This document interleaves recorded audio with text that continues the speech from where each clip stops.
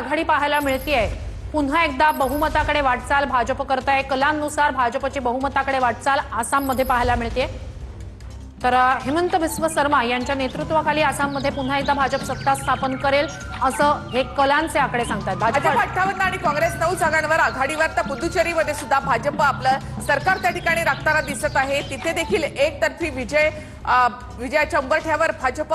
आसाममध्ये कलानुसार भाजपची बहुमताकडे वाटचाल। तर पश्चिम बंगालमध्ये आपण पाहूयात, पश्चिम बंगालमध्ये टीएमसी 78 तर भाजप 82 जागांवर आघाडीवर आहे। सुरुवातीपासूनच या सगळ्या कलांमध्ये भाजप टीएमसी पेक्षा काही जागा आघाडीवर आहे। तर आसाममध्ये भाजपने एकतर्फी आघाडी घेतलेली आहे। 2016 मध्ये पहिल्यांदा भाजप इथे निवडणूक जिंकला। तर पश्चिम बंगालमध्ये ममता बॅनर्जी आणि भाजप यांच्यामध्ये मोठी चुरस पाहायला मिळतं। टीएमसी 78 तर भाजप 82 जागांवर आघाडीवर, 161 जागांचे कल आतापर्यंत हाती। तर तृणमूलचा हा गड भाजप त्या ठिकाणी नेस्तनाबूत करू शकणार का याकडे लक्ष। टीएमसी 78 जागांवर आघाडीवर, भाजप 82 जागांवर आघाडीवर। तर ममता बॅनर्जी यांना मोठी टक्कर या ठिकाणी भाजपने दिलेली आहे।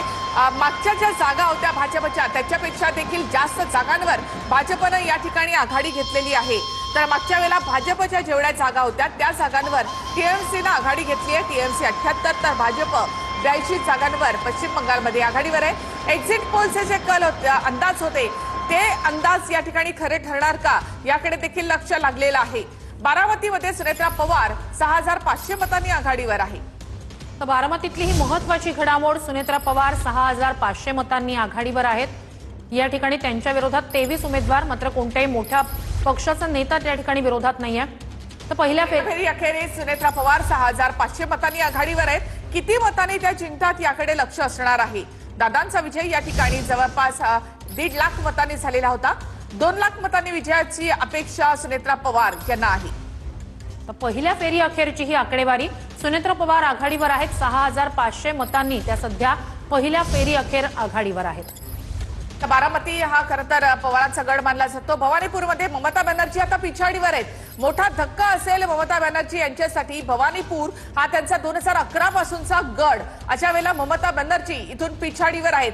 सुवेंदू अधिकारी या ठिकाणी आघाडीवर आहेत। सुवेंदू अधिकारी आणि ममता बॅनर्जी यांच्यामध्ये या ठिकाणी मोठी काटेकी टक्कर पाहायला मिळत होती। ममता बॅनर्जी आता इथे पिछाडीवर, इथे टीएमसी 85 तर भाजप 91 जागांवर आघाडीवर आहे।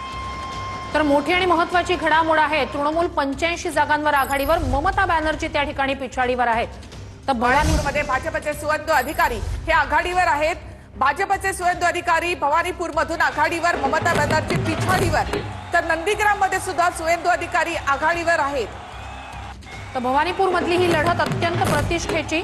तृणमूल 85 जागांवर आघाडीवर, भाजप 91 जागांवर आघाडीवर। तृणमूलचे आकडे त्या ठिकाणी आता 90 जागांपर्यंत आघाडीचे आलेले आहेत। अगदी काटेकी टक्कर या ठिकाणी पश्चिम बंगालमध्ये। भवानीपूरमध्ये